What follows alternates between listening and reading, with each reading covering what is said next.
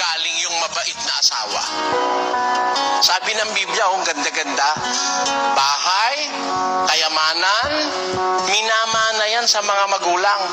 Ngunit, ang mabait na asawa, galing sa mabait na Diyos.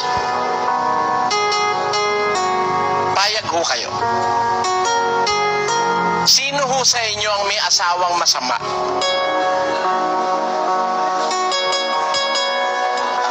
Natitiyak ko, kung masama asawa nyo, hindi galing sa Diyos yun.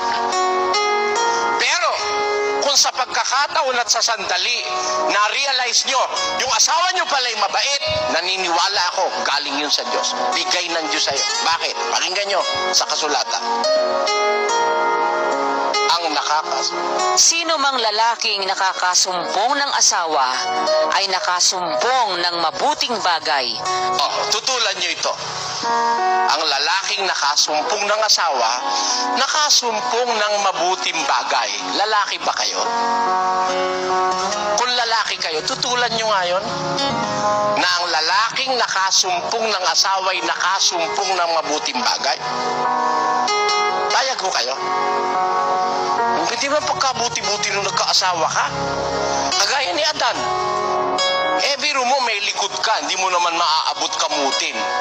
Kaya nga, ginawa ng Diyos ng asawa si Adan eh. Para pag hindi makamot, amutin mo, hindi ko maabot eh. Kita mong kabutihan ng Diyos sa'yo yun. Marunong ka ba magpaputi ng brief? Kayang paputiin ni Eva yan, ano? Diba? Isipin nyo lahat ng nagagawa ng babae sa buhay ng isang lalaki. Hindi ba totoo? Na pag nakasumpong ka ng mabuting asawa, nakasumpong ka ng mabuting bagay? Ang nakakasumpong ng asawa, nakakasumpong ng mabuting bagay at nagtatamo ng lingap ng Panginoon. Yang babae, lingap ng Diyos sa lalaki yan. Meron kasi hindi magawa lalaki. Sabi nga, it takes two to tango.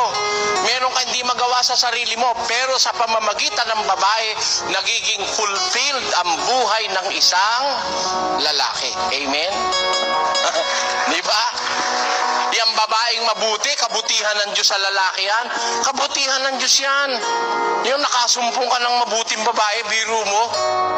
Kayo, hindi baling humaba ng konti. Gusto nyo bang malaman kung sino yung mabuting babae? Mabuting asawa?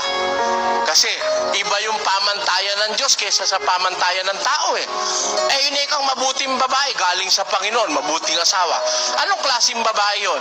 Sige na natin. Di baling humaba ng kaunti,